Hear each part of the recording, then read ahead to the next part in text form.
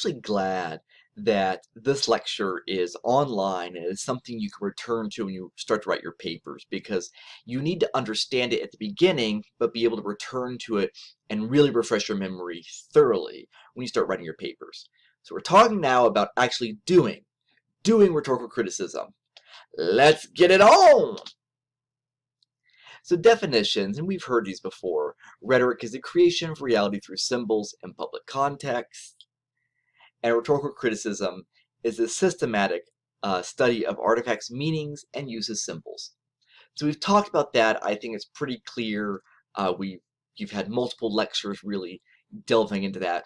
So I'm going to just move on from there to say that understanding that, how do you start? How do you actually start your research study? We'll begin, well, there are three ways to begin. So there's three ways to begin doing your study. The first one is artifact as impetus. So artifact, that thing that as a rhetorical critic we're studying. The artifact is impetus, and impetus is the reason you do something, right? So artifact as impetus means that there's a fascinating artifact, a movie, a speech, a song, or a rhetor, and so from it you develop interesting research questions.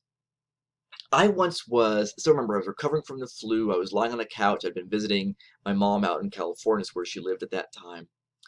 And there's this commercial came on, and I was just like dumbstruck by it. I'd never seen such a thing. It was sort of confounding in some ways, and it was fascinating, and I had to figure out what was going on here. And that became actually an article I published. But it started with me seeing the artifact, and that was the start of the research, then being curious and developing questions. But sometimes the question itself is the impetus, right? So you want to investigate an issue, so now you have to find some artifacts that help you analyze it.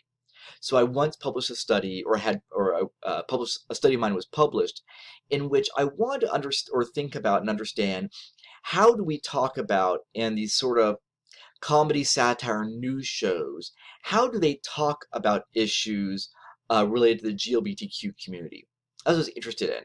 So based on that, I then had to figure out what would my sample be, how am I going to go and design the rest of the study. But it started out with wanting to know, how are GLBTQ topics discussed on these satire news shows? And then from there, I went and found artifacts that would allow me to do that, which is completely appropriate. And sometimes that artifact in question, you really get them at the same time. So you find them simultaneously. So I think I've told you, no, I know I've told you, that I've written about Margaret Sanger, and I remember watching a documentary about her. It's how I really learned about her. And at once, I found her fascinating and was very interested in the ways that she talked about women liberating themselves, but also how women how women's bodies need to be controlled. I found it really interesting. So the artifact came up. At the same time, I wanted to explore how was she doing that? My research questions were coming up at the same time. So sometimes that'll happen, right? So these are how you start. I have asked you to think about a topic you want to study. So largely, I'm really asking you to do question as impetus, to consider how is it rhetorically people have spoken about the topic that you're going to take up, and that's what we're going to get into later when we talk about the topics for your dossier. But that's really what I'm asking you to do. So by whatever means here, when you start writing your paper, start writing your analysis, you select an artifact and a method. So about the artifact.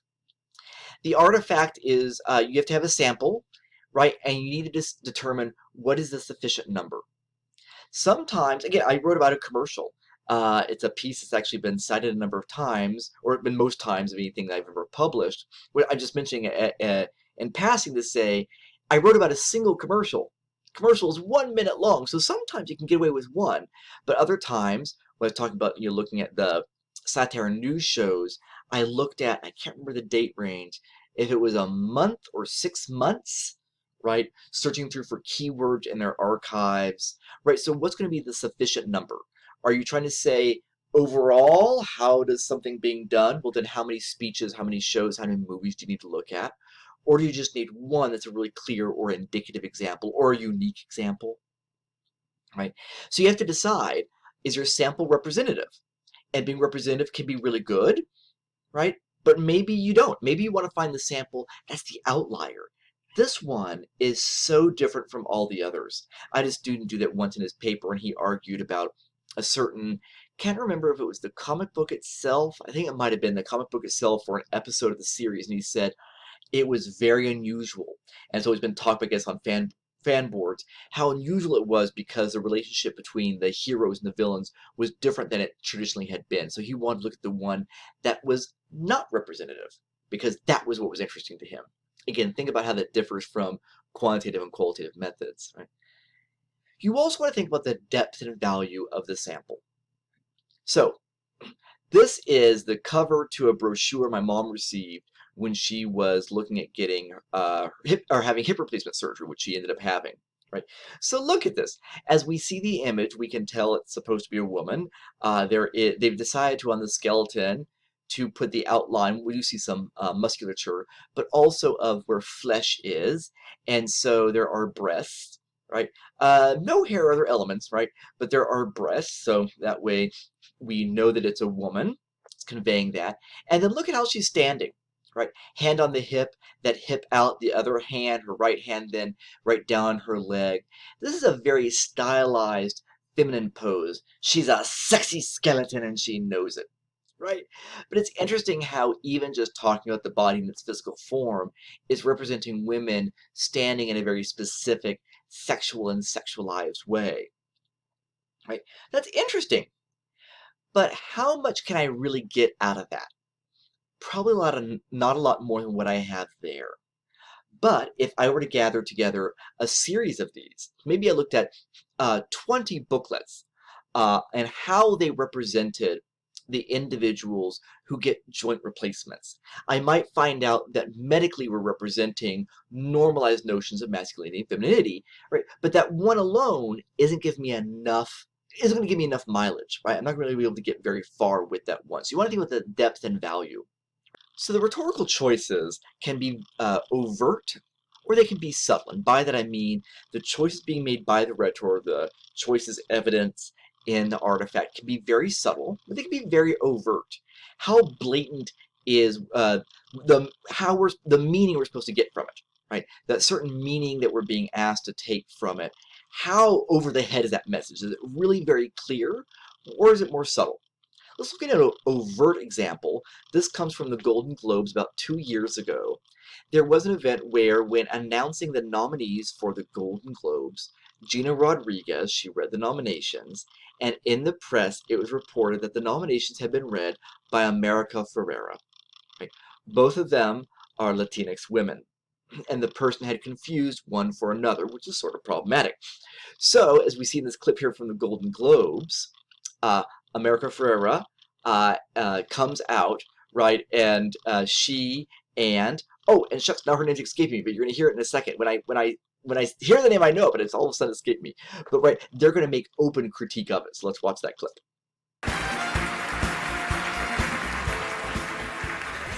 Yes, hi, I'm Eva Longoria, not Ava Mendes.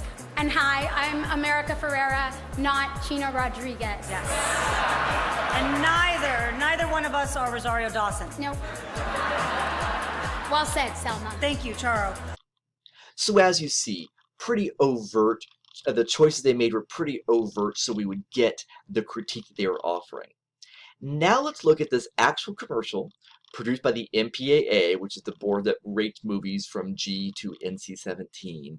Let's look at them, or let's look at the commercial that they have, explain their process, and as you watch it, slow down and take a moment and think about what sort of person, the presentation of the person, is associated with those ratings. At the MPAA, we're dedicated to making sure every film finds its proper rating. Each rating is determined by parents, for parents. This stop, PG-13. But we also give you extra information to help explain the differences between movies that share the same rating. Check the box. Go to filmratings.com to help make the right choice for you and your family. And so having watched now the MPAA video, you see there's much more subtle rhetorical choices. We have NC-17s being worn by a woman who appears to be Latinx, right? And we have this long history of associating women of color with being oversexed, even sexual animals, more than sexual persons, but sexual animals, right? And so she becomes the dangerous woman, right? So she is sexually dangerous. That's how you've coded a woman of color. And if you look carefully, you see who's probably a G character. This woman looks like Cinderella, but she's got white and blonde hair. The superhero is this big, bold or square sort of white guy. So there's very subtle stereotypes from the audience or within culture that this message is trying to activate. So those choices were more subtle, but they were done very intentionally. I mean, they went through and very specifically cast certain people for certain roles and dressed them in certain ways. Those are very specific, intentional choices. But as it reads to us, those choices may be more subtle. We may not pick up on it right away. And in all of this, you have to be careful of your own biases. You have to be aware of it. It's one of the challenges of being a critic is thinking about how do you read something not from a broader perspective or from from perspectives of other people. How do you have a tendency to read it just based on your own self, your own experience, and the things then you end up missing because you simply take them for granted.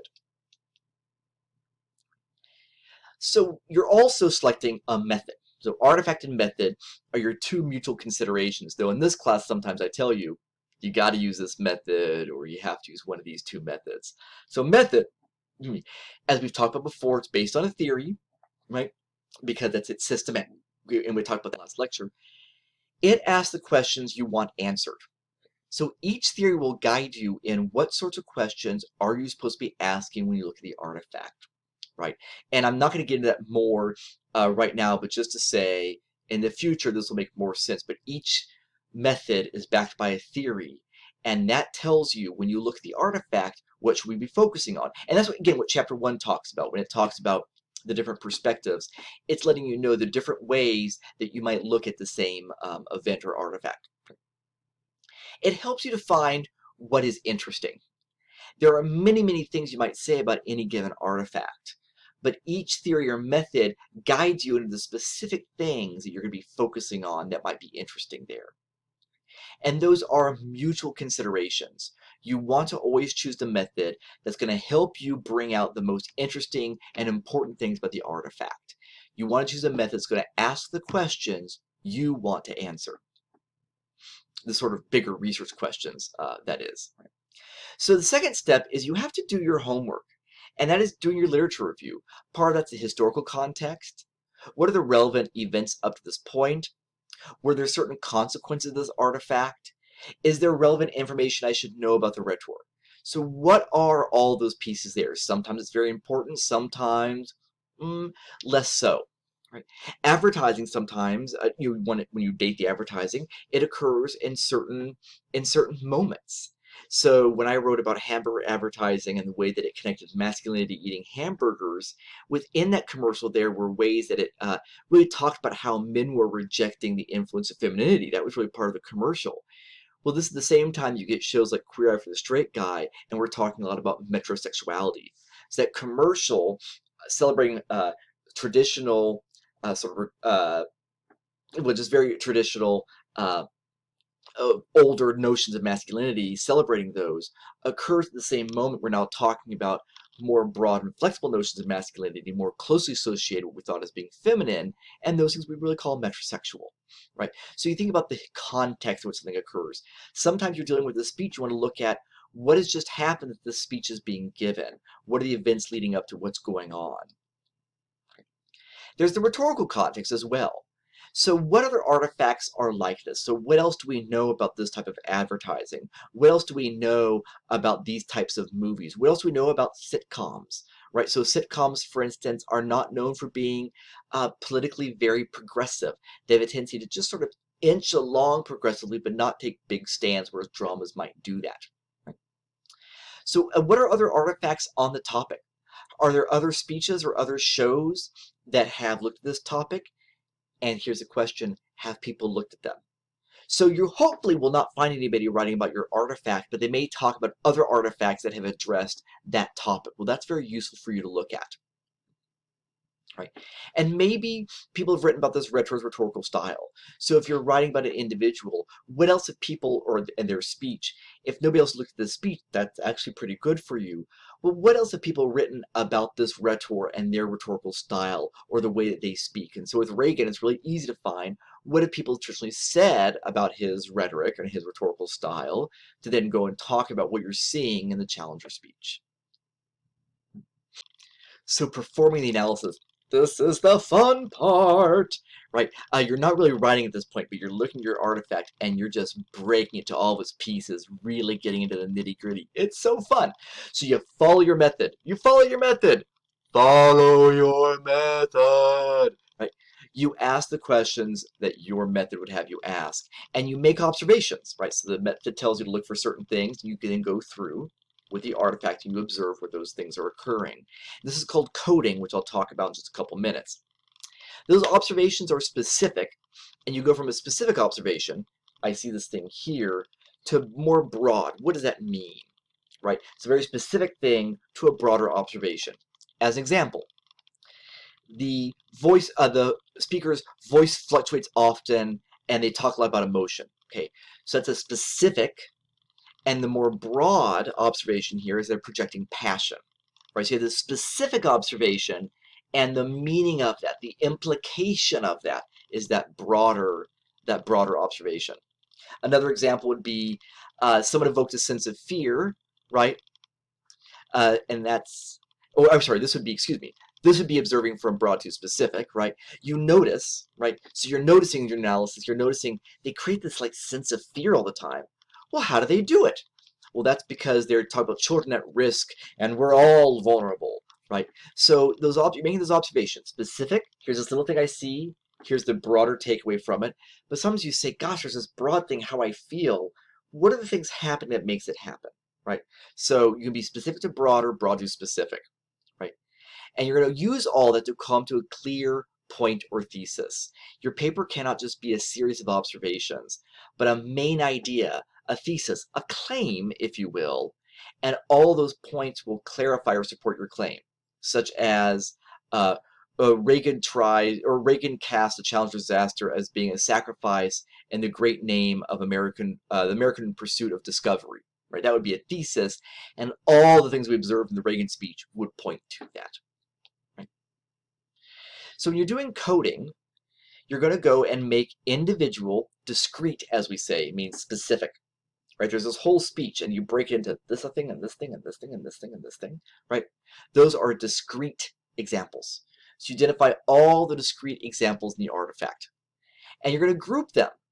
You might group them by the element from the methods. The method says we're looking at characters, we're looking at setting, right? That could be narrative or fantasy theme. They sort of overlap some, right? Maybe by theme. You notice that sometimes you see this being talked about, other times you see this being talked about. So that's how you group the observations, by theme or by frequency. The most often reference or image or conflict that comes up is this type, right? So you may group them by the frequency by which things come up. Here's an example, an actual example of one of my coding sheets from when I was looking at the show Adam Ruins Everything. So on the left side, you see, and let me go ahead and get the little pointer out here, right? So on the left side, you see right here where I have episode, and this is all episode season 2, episode 7. That's what it all was. And here's a series of themes I was identifying. Right? The person is being awkward, is being assertive, is being superior, is being omnipresent and omniscient.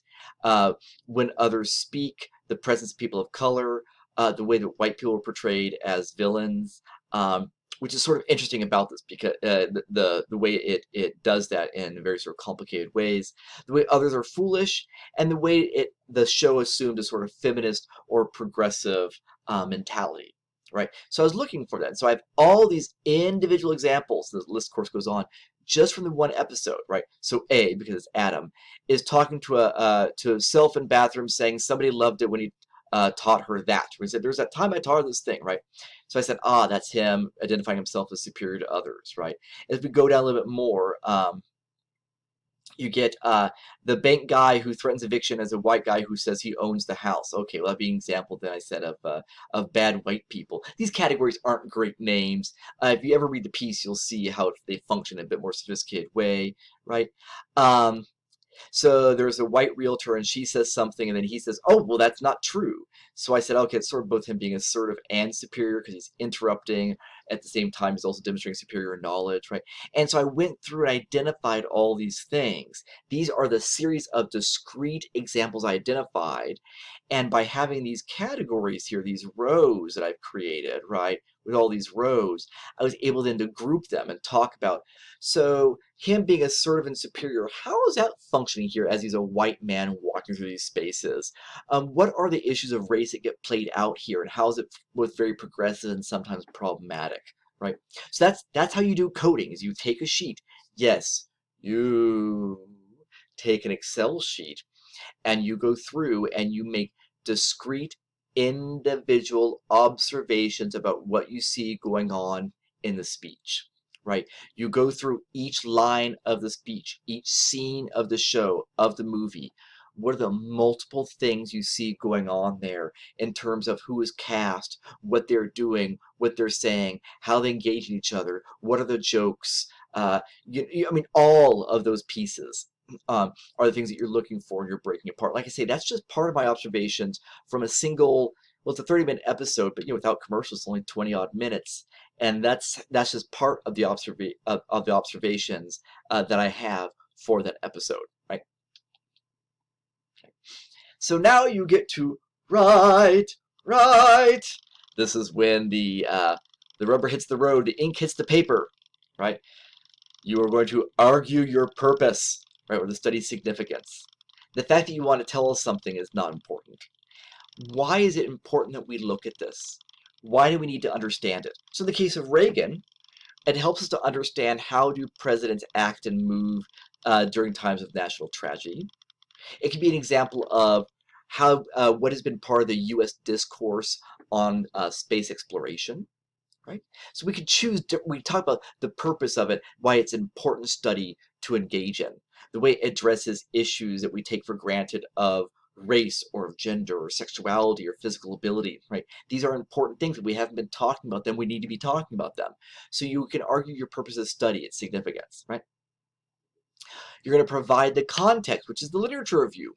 Let us know, what do we already know about what's going on at this time as this artifact comes out? What do we also know about artifacts like this or even the specific artifact? Right? You then describe the artifact briefly, right? And when you write your papers, I give you a guide sheet that goes over these in terms of length. Be careful of long, in-depth description. It should be brief, just enough I know what I'm getting into, but the rest of the description of artifacts should come out in the analysis. I should get a better sense of how it functions or how it operates or what's in it as I read the artifact. But I should know Reagan spoke to address, a national address talking about the Challenger disaster. Right? Not a whole lot more than that. He speaks from the Oval Office, right? Nationally televised broadcast at prime time. That's about what I need to know. Right? Explain your method. You're going to take the time to explain your method. And then you're going to provide the clear analysis. This is where you hit it. This is where you do it. This is the fun part, exciting, where you really show us all the observations you've made, you've been thinking about and wrestling with it, and going to sleep with it on your mind, and waking up with a thunderbolt in the morning, and in the shower, obsessing over it, and driving to the store, for your curbside pickup, thinking, how does that one point connect to the second? It's such a palaver, right? This is where now you've done all that. Here you provide that clear analysis. And then you tell us, you suggest implications. Why do you think this matters? What do we learn from all of this? Why do you think this is an important lesson? And that's what it is. This is how you write your paper. Like I say, you need to know this now, but I really do hope you'll come back to it later as you write your papers to review and refresh this process.